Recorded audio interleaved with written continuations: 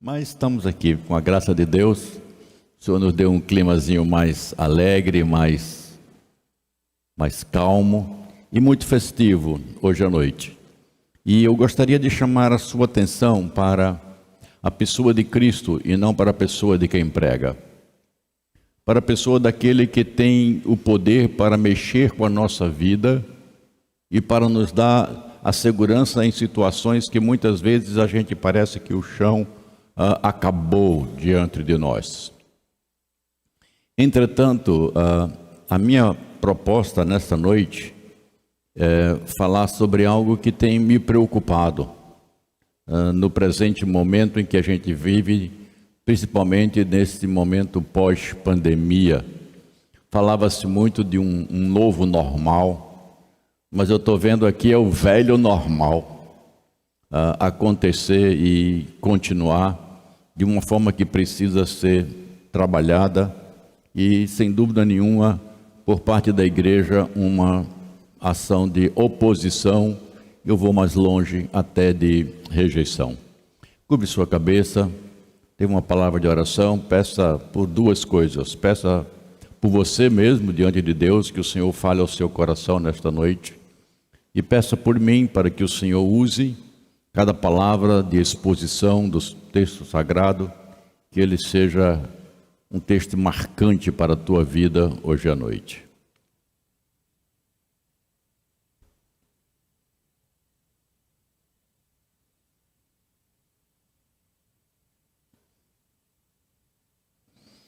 Obrigado, Senhor Jesus, pela tua graça infinita, pela vinda do teu Filho neste mundo.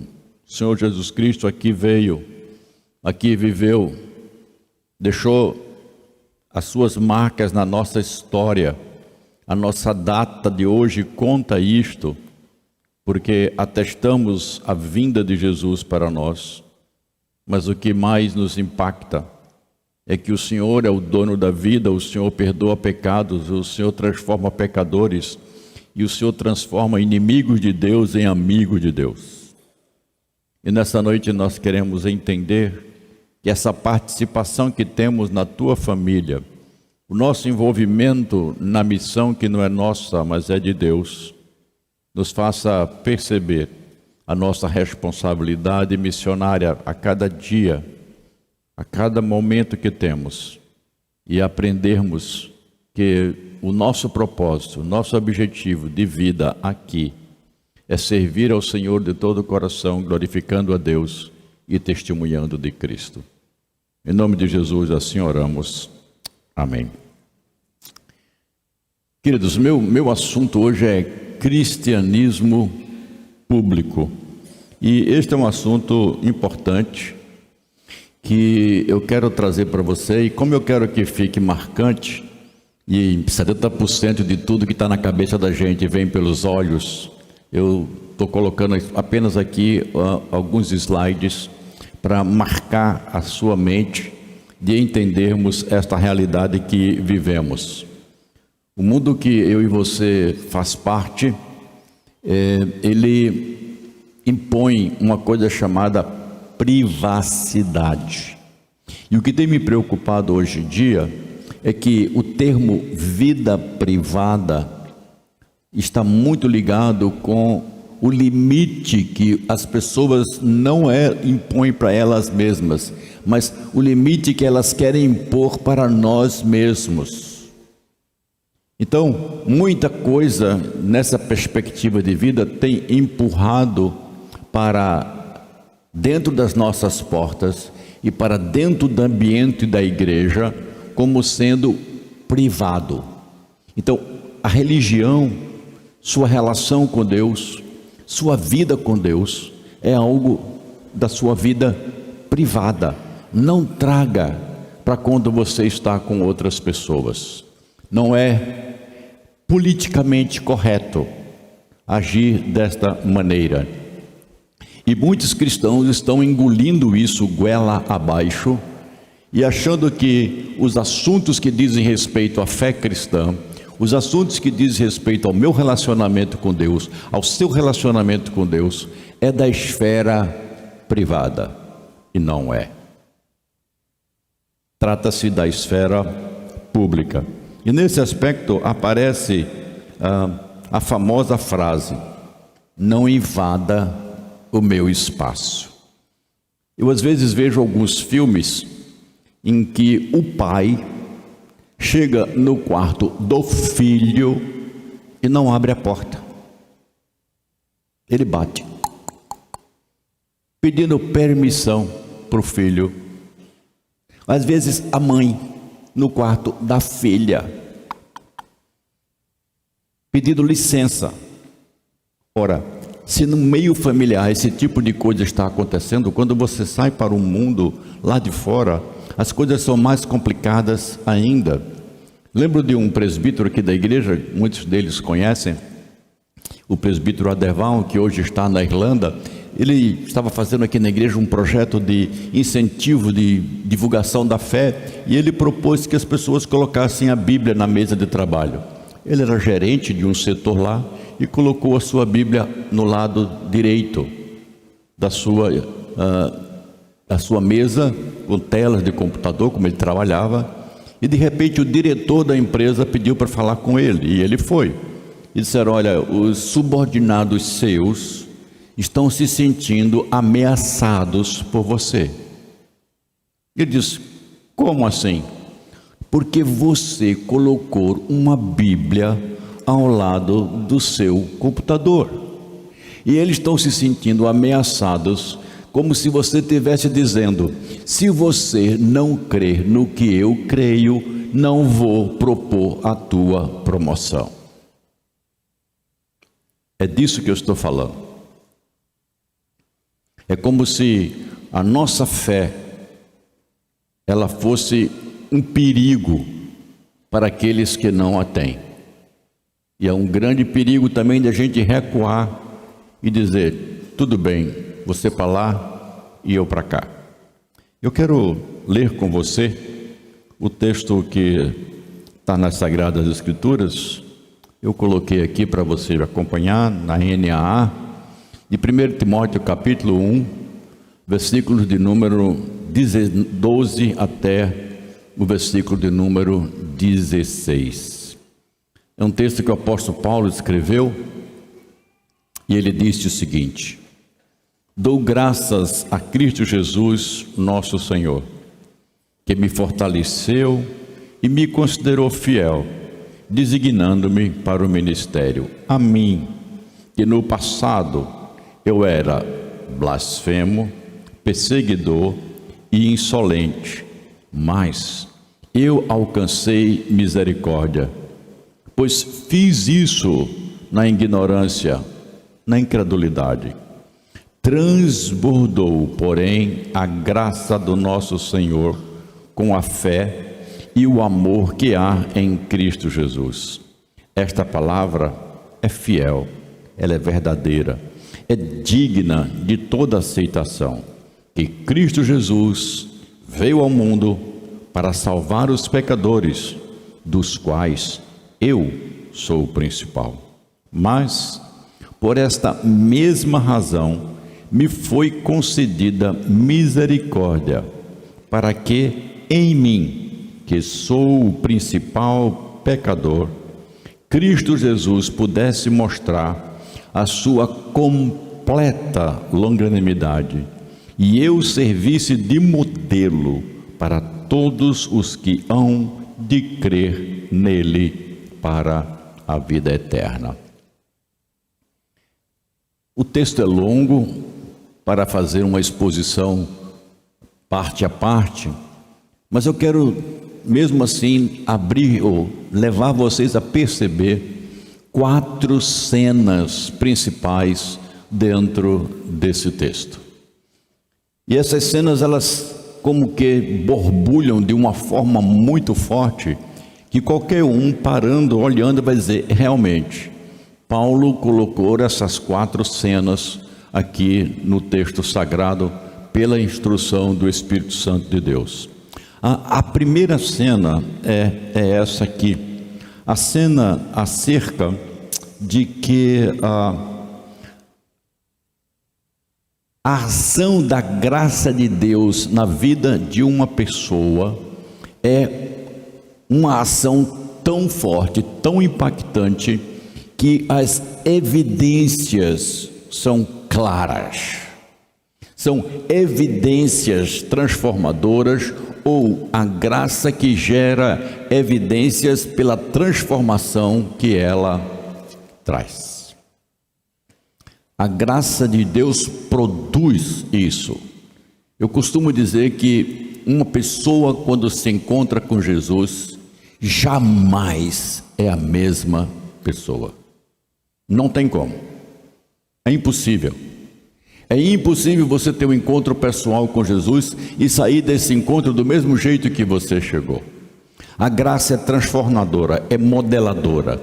E se você prestou atenção no texto que nós lemos, o apóstolo Paulo diz assim: eu era insolente, violento, pecador, eu era arrogante, eu era. Isso nos mostra uma mudança de vida, algo que era de um jeito e passou a ser de outra forma. Então, eu não posso ver o cristão sendo a mesma pessoa. As pessoas que convivem com você precisam e devem ver esta modelação. Jesus Cristo deixou isso bem claro. Ele disse: vocês são o sal da terra, vocês são a luz do mundo. Note, ele não disse: vocês são o sal na igreja, vocês são a luz na sua casa. Não, é no mundo, é da terra, é no externo, é daquela parede para fora, é da porta da sua casa para fora. É no seu trabalho, é na sua escola, é no seu lazer, é na sua compra, é na sua feira. É aí que você é essa pessoa diferente. Mudança de vida. E a mudança é tão forte que Jesus Cristo diz que isso é um novo nascimento. Segunda coisa dessa transformadora da fé é que a característica que tem do cristão é que ele passa a ter prazer nas coisas relacionadas com Deus. O Espírito de Deus mexe na nossa vida de tal maneira que aquilo que normalmente as pessoas sem Deus faziam e tinham prazer, agora, por estarmos unidos a Cristo, não temos mais prazer naquelas coisas. Se as pessoas não veem essa diferença em você, se esse cristianismo não é público para os outros, se as pessoas não conseguem perceber essa afinidade que você tem com Deus, alguma coisa está errada. Lembre do Salmo 1.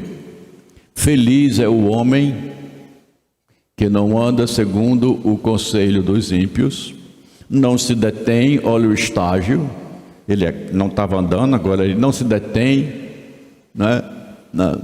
No caminho dos pecadores, ele nem muito menos se assenta na roda daqueles que fazem chacota com as coisas sagradas de Deus. Não anda em conselhos, não se detém no caminho e nem senta para ouvir coisas que desagradam ou ridicularizam a Deus. Irmãos, o prazer na lei do Senhor implica em não prazer nas coisas que não agradam a Deus. Isso no mundo tem implicações muito claras. Não tem como você estar numa roda de amigos lá fora e uma piada imoral é contada e você continua na roda como se nada tivesse acontecido. Não dá. Isso não é amor pela lei de Deus. Eu preciso saber que eu tenho naquele momento, ou dizer: olha, eu não gosto desse tipo de conversa, mas eu não quero que vocês parem. Vocês gostam, eu saio. Isso é a minha postura. Eu sou diferente. Eu não quero emprestar o meu ouvido para coisas que não honram a Deus, nem muito menos os meus olhos. E aí a vida da gente passa a ter um sentido diferenciado. Prazer na lei do Senhor. A terceira coisa que é evidência transformadora da graça é o desejo de não pecar. É muito agradável a gente ver pregando o evangelho para uma pessoa e essa pessoa começa a se aproximar do Cristo, e essa pessoa demonstra o valor de Cristo, e a gente pergunta: o que está acontecendo com você? E ela diz: eu não quero mais fazer as coisas erradas que eu fazia. Acabei de presenciar isso recentemente numa senhora. Eu não quero mais fazer as coisas erradas que eu fazia, porque ela decidiu colocar a sua vida entregue nas mãos de Deus. Então, o crente, ele não tem prazer em mentir, não tem prazer em errar. E por fim, ele tem um desejo de falar de Jesus. Notem que ele sai da correnteza. Ele não anda igual a todo mundo. Ele é como a gente chama assim, né? Um peixe fora d'água, onde a vida dele está modelada para seguir a cruz. Enquanto todos caminham numa direção, o crente caminha noutra direção. Mas isso não quer dizer, e aqui eu fecho, que nós somos extraterrestres vivendo na terra. Não, não somos. Somos homens e mulheres com fome, sede, desejos, vontades, prazeres igual a qualquer um outro lá fora. Mas é a maneira como nós lidamos com as coisas comuns da vida. Isso faz diferença. E Paulo disse: isto é evidente em mim. Eu era assim, eu agora não sou mais. Essa é a primeira cena que precisa ser vista. Você em Cristo não é mais a mesma pessoa.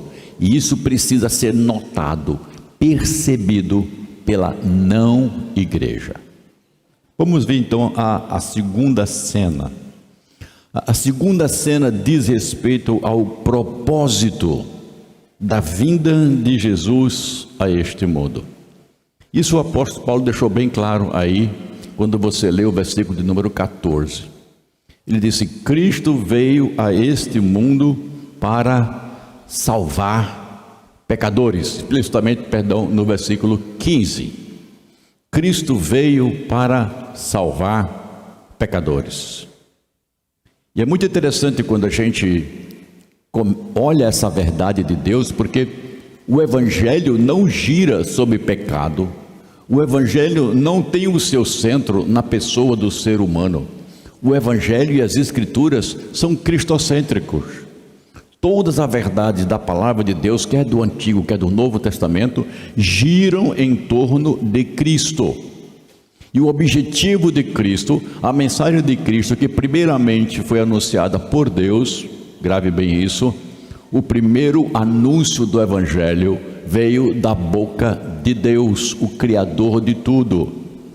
O próprio Deus eterno, depois de Adão e Eva ter pecado, ele disse para Adão e Eva: da semente da mulher nascerá um que esmagará a cabeça da serpente. Isso está em Gênesis 3,15, e nós chamamos isso de proto, o primeiro anúncio do Evangelho, e que mostra para nós um termo técnico que você pode guardar. Vale a pena de vez em quando falar sobre Missio Dei, né?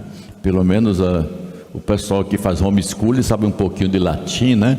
Então, Missio Dei nada mais é do que missão de Deus. A missão de Deus é criar um povo para que seja o seu povo e nós o adoremos como o nosso Deus. Pelo menos isso no que está revelado nas Sagradas Escrituras. Então, Cristo veio como parte da missão de Deus, como esse plano eterno decretado por Deus na eternidade. Cristo veio para salvar pecadores. O que eu posso dizer com isso? Eu posso fazer 5 declarações, todas ligadas a isso. Primeira, Cristo nasceu neste mundo para nos salvar. Ele viveu neste mundo para nos salvar. Ele manifestou o poder e a glória de Deus para nos salvar. Ele morreu na cruz para nos salvar. Ele ressuscitou dos mortos para nos salvar. É isso que o apóstolo Paulo está dizendo. E é isso que o próprio Jesus Cristo disse lá no capítulo 19, versículo 2 de Lucas. Eu vim para buscar e salvar o que se havia perdido. Jesus Cristo veio buscar gente. Jesus Cristo veio buscar pessoas que por si só não tinham condições de mudança. Então, a minha vida, o propósito da minha vida é glorificar a Deus e aquele que me salvou. Há um texto interessante, queridos, que a palavra de Deus deixa isso, porque Paulo está lançando mão de vários princípios bíblicos para construir esta cena de que Cristo é o Salvador. E ele começa mostrando alguns aspectos que dizem respeito ao estado de pecado, que eu vou tocar um pouco mais na frente, e a graça. É interessante que Paulo usa um termo que é traduzido na NAA, transbordou.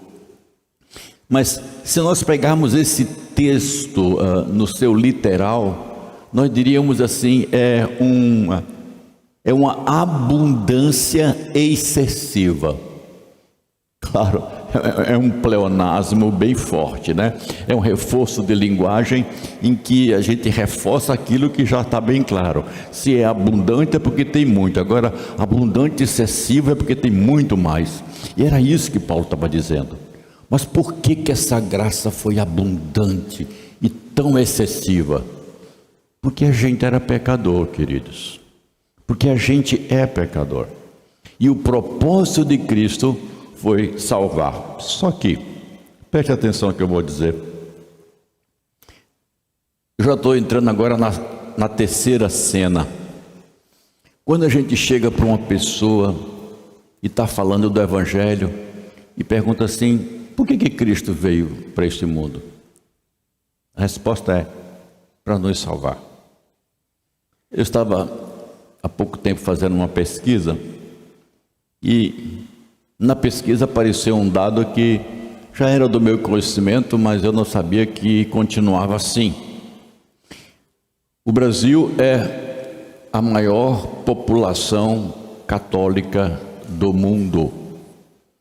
10% de todos os católicos do planeta estão no Brasil. E você falar de Jesus para um brasileiro não é uma pessoa desconhecida. Ele não diz, nunca ouvi falar. Entretanto, embora eles saibam e tenham no nosso calendário nacional um feriado de final de semana chamado Semana Santa, onde se celebra em vários lugares a chamada Paixão de Jesus, e nós aqui em Pernambuco temos um teatro, o maior teatro ao ar livre do planeta, onde é encenado isso, caravanas, carros, ônibus, passam de lá para cá, para ver a Semana Santa. Mas aquela realidade que começa na sexta-feira, é esquecida na segunda. Aquela encenação é arte, não é vida. É emocionante, dá-se para chorar até, mas não transforma. Por quê? Porque eles conhecem a história de Jesus, mas não conhecem o Jesus da história. Essa é a grande diferença. O brasileiro sabe da história, morreu para nos salvar, morreu numa cruz. Poucos falam da ressurreição, mas a grande maioria sabe dessa história. A palavra de Deus nos mostra, queridos, que existe algo que eu preciso entender, e se eu não estiver compreendendo isso, eu não consigo, digamos assim, montar adequadamente a terceira cena que o apóstolo Paulo coloca. E a terceira cena é esta: a natureza pecaminosa de todas as pessoas, inclusive você. No versículo 16, no versículo 15 e no versículo 16, Paulo repete 2 vezes a mesma coisa. Ele diz: eu, os pecadores, sou o principal. No versículo 16, ele diz: eu sou o principal dos pecadores. Queridos, se Paulo se declara o principal dos pecadores, o que é que eu sou? Eu fiquei procurando um adjetivo para mim, bem ruim. Eu disse: mas ele já é o principal. Se um homem com a dedicação de Paulo, se o homem com a devoção de Paulo, se o homem com a busca de santidade de Paulo, se o homem com o poder do Espírito Santo de Paulo se declara o pior dos pecadores, o que nós somos? Um aluno estava fazendo a sua graduação no Betel, recentemente me procurou e disse: professor, sobre esse texto de Paulo dizer que ele é o principal, será que não é por causa das coisas que ele fez antes? Ele perseguiu a igreja, ele maltratou crentes, e foi ele mesmo que autorizou a morte de Estevão. Ele estava lá quando ele foi apedrejado. Será que Paulo não se acha o principal por causa disso? Tem algum fundo de, digamos assim, percepção de interpretação adequada, mas não completa. Por quê? Porque Paulo não diz eu era o principal. Paulo diz eu sou. Então eu não posso me limitar à vida passada sem olhar a realidade. Queridos, toda vez que você se aproximar de Deus, você vai ver a sua pecaminosidade. Pode olhar na Bíblia. Todos os homens que se aproximaram de Deus, todas as mulheres que se aproximaram de Deus, tiveram um senso de pecado tão forte que eles achavam que iam morrer. Isaías se aproximou, viu o Senhor e disse: ai de mim, eu vou morrer, porque eu sou um homem puro e habito no meio de pessoas de puros lábios, impuros lábios, e os meus olhos viram o Senhor da glória. Os pais de Sansão viram a pessoa de Cristo que estava sobre uma pedra, e eles disseram: vamos morrer, nós vimos a glória do Senhor. E você vai olhar na Bíblia vários outros. Não tem como eu me aproximar de Deus e não me ver como pecador, e não brotar dentro de mim aquela sensação de inadequação. Toda vez que você achar que está bom demais, você está longe demais. Toda vez que você achar que está pecando pouco, é porque você está percebendo muito pouco ainda a presença de Deus na sua vida. Porque quando um crente, homem ou mulher, se aproxima da santidade de Deus, o que se destaca é a nossa natureza pecaminosa. Não estamos obedecendo como devemos. Não estamos controlando nossas mentes como devemos. Não estamos falando de Jesus Cristo como devemos. Não estamos gerindo bem as nossas finanças como Deus quer que nós façamos. Não estamos controlando bem os nossos desejos como Deus gostaria que eu controlasse. E assim vai a lista. E isso produz uma diferença do jeito de viver na vida, o que faz com que o cristianismo de alguém que foi transformado pela graça, foi salvo por Jesus e entende a sua situação de pecados, esta pessoa não vive o evangelho para dentro, vive o evangelho para fora. E a quarta e última cena que eu quero que fique gravado em vocês é acerca do serviço missionário. O serviço missionário é participar da missão de Deus, participar da Missio Dei.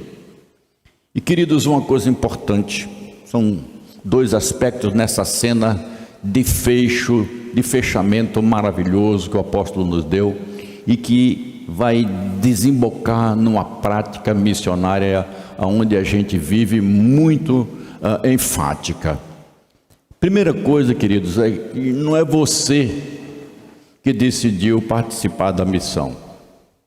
Eu quero, Jesus, me bota aí, bota meu nome. Não foi assim. Deus nos chamou para participarmos da missão que é dele e vai acontecer com você ou sem você. Deus vai fazer acontecer o que ele planejou com você ou sem você. Então percebam, Jesus buscou o apóstolo Paulo.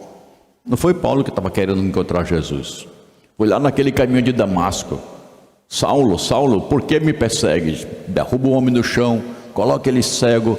Quem és tu, Senhor, para que eu saiba? E ele disse, eu sou a Cristo a quem você persegue. E importa você saber quanto é que custa sofrer por amor ao meu nome. Foi o próprio Jesus Cristo que chamou o apóstolo Paulo para ser discípulo. Isso está lá no livro de Romanos, está lá no livro, na carta de Paulo aos Colossenses. Eu, Paulo, chamado por Jesus para ser apóstolo. É você que eu quero para ser apóstolo. E foi o Espírito Santo de Deus que foi lá, entre os pastores da igreja de Antioquia, chegou para dizer, separa para mim Paulo e Barnabé para uma obra que eu tenho preparado, lá em Atos 13, e nós encontramos a partir do versículo 13 do livro de Atos, a figura do apóstolo Paulo obedecendo esse chamado missionário. Então, bote bem claro na sua cabeça, é um privilégio ser chamado para esta obra. Essa é, digamos assim, a primeira figura dessa última cena. E a parte final, irmãos, é que o serviço missionário é um ministério público. É um ministério público. E eu queria falar de algumas coisas aqui, porque agora eu vou começar a fazer aplicações que nós, diante desses 4 cenas, de mostrarmos a transformação, o impacto da graça, a salvação de Cristo me dá nos pecados, a minha realidade pecaminosa, mas salvo, e a minha responsabilidade de que Deus nos chamou. Eu sou fruto de uma família presbiteriana. Meu bisavô era presbiteriano, meu avô era presbítero, meu pai era pastor, eu sou pastor, meu filho é um pastor, eu não sei quantos mais ainda para trás vão servir ao Senhor desta maneira. E como presbiteriano eu amo esta igreja, porque é a igreja que me acolheu, que me ensinou, que me educou e que tem aberto as portas para o ministério. Mas isso não me leva a fechar os olhos e ver que a nossa igreja, ela precisa de um avivamento missionário. Em 1959, a Igreja Presbiteriana do Brasil completava 100 anos de organizada. Foi uma das primeiras igrejas evangélicas a estabelecer regularmente ou formalmente no país, juntamente com a igreja congregacional. Em 1959, a igreja presbiteriana era a maior denominação evangélica. Havia se espalhado em muitos lugares.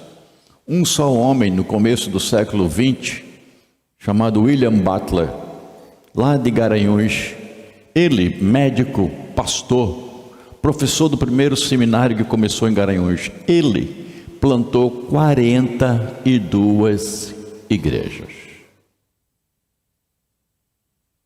A igreja nasceu com essa ênfase missionária.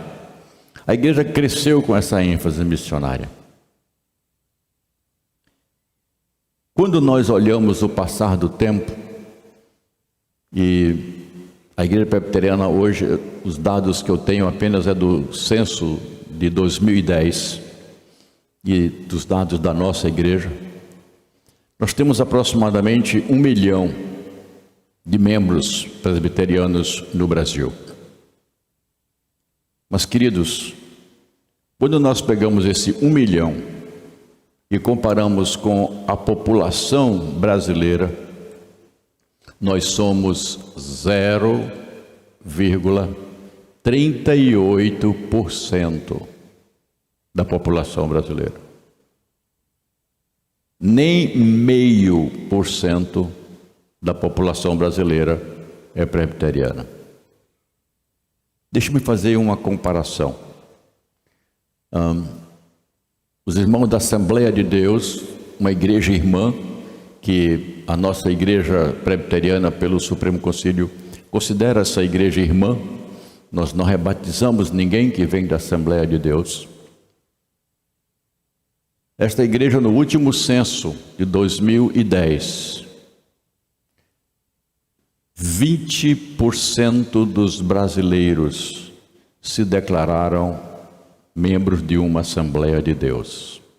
Isso significa 42 milhões de pessoas. O que houve? Por que nós, como presbiterianos, não...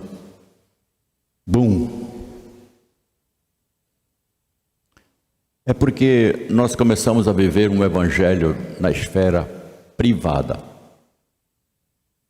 E não nos tornamos mais proclamadores publicamente do evangelho.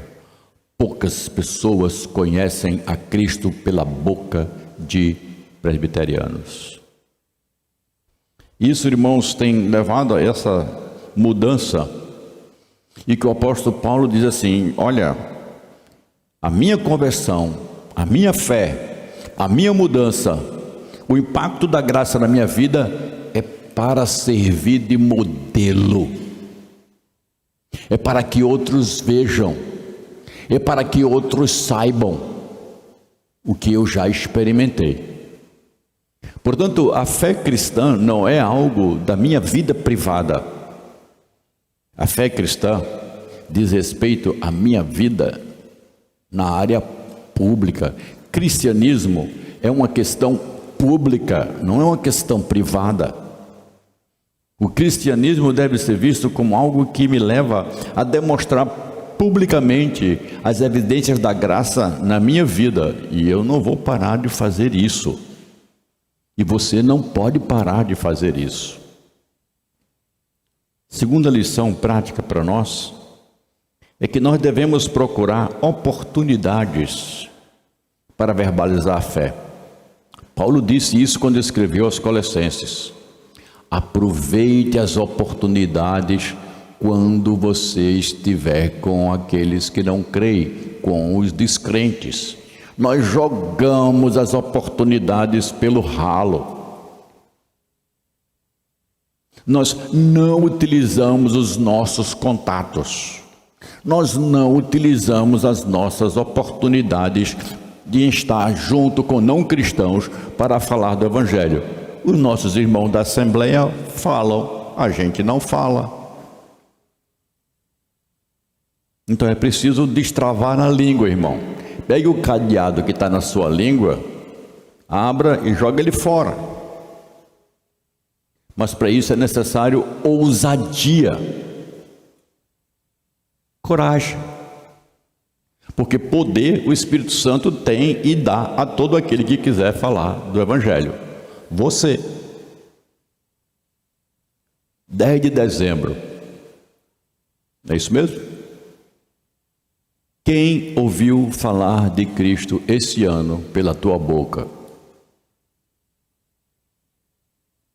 Quem falou de Cristo esse ano para uma pessoa? Levanta a mão. Nossa, eu gostaria que você estivesse aqui para ver quanta mão baixada. Para 2. Para 10. Pastor, está querendo demais, pastor. 10? Isso aqui é o dízimo, pastor. Não, irmão. 10 devia ser vergonha para a gente. Um ano e você gastou para falar de Jesus para 10 pessoas. Um ano. Você deve ser um tipo Rapunzel que mora em cima de um castelo e só bota para baixo as tranças. Só se sua vida for assim. Não vivemos assim. Aproveite as oportunidades. Peça a Deus oportunidades. Vocês tiveram aqui há pouco tempo atrás a pregação do Dr. Elias Medeiros, e me impactou recentemente conversando com ele, quando ele disse: todo dia, eu e a minha esposa pedimos uma oportunidade para falar de Jesus. Todo dia. Ele até tem uma pregação interessante chamada Não Desperdice a Sua Geografia. Onde você estiver, Deus quer usar você. Terceira coisa para aplicarmos: nunca ou sempre mostre a realidade do pecado. As pessoas não querem falar mais sobre pecado. As pessoas não querem mais falar sobre aquilo que incomoda. Mas Jesus Cristo não veio chamar justos, Ele veio chamar pecadores. E sem a consciência de pecado que o Espírito Santo gera, é impossível essa pessoa tomar a consciência de que ela precisa de um Salvador. E eu preciso falar como ela está em pecado. Por mais que as pessoas não queiram falar nisso, isso não agrada a Deus. Não deixe de falar sobre isso.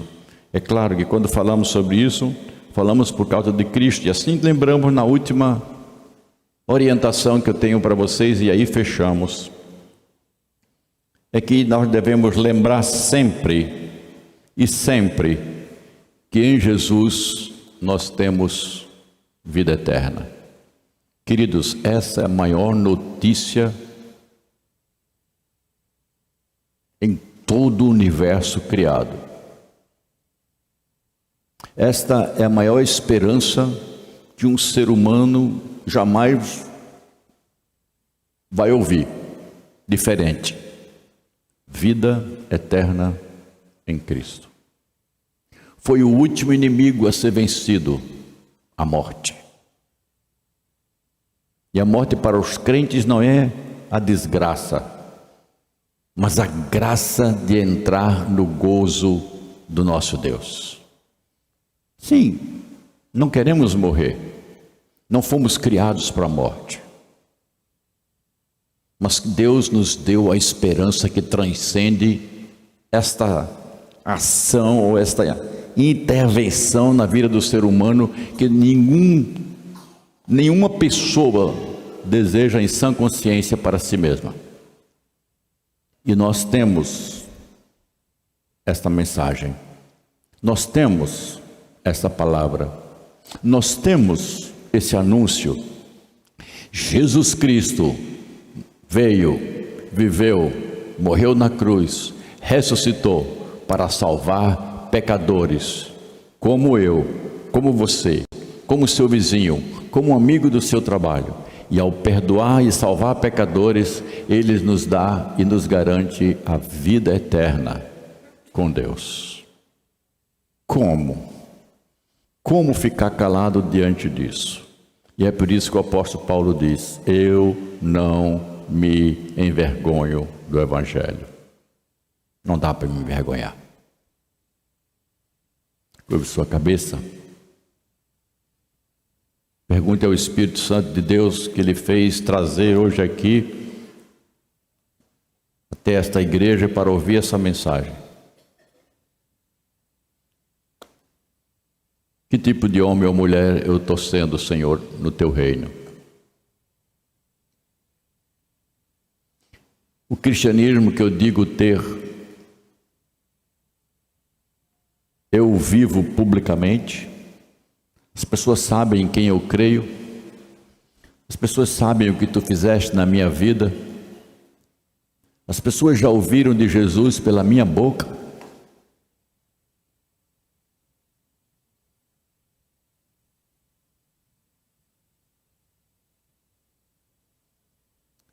Senhor, toda vez que nos reunimos aqui, esse é um momento de decisão. O Senhor nos confronta, o Senhor nos inquieta. A Tua palavra fala ao nosso coração e nós nos sentimos como que meio deslocados daquilo que é de fato o nosso lugar. Pedimos perdão pelas muitas vezes que nós não honramos a Cristo com a nossa fala, com a nossa presença, com a nossa roupa, com as nossas ações. Nos perdoe, Senhor. Mas nós não queremos, nesta noite, estacionarmos no reconhecimento de que estamos vivendo uma vida missionária inadequada. Nós queremos dar um passo a mais. E que o Teu Espírito nesta noite nos impulsione, nos dê ousadia, nos dê palavra fácil. E que novas circunstâncias, novos meios, novas ocasiões surjam para que cada um de nós, crente no Jesus, viva este evangelho público, um cristianismo visto e conhecido diante dos homens. Louvado seja o Senhor Jesus pela sua graça e misericórdia. Adorado e glorificado seja o Deus eterno, nosso Senhor e Salvador, e que deu a nós o seu Espírito. Assim oramos. Amém.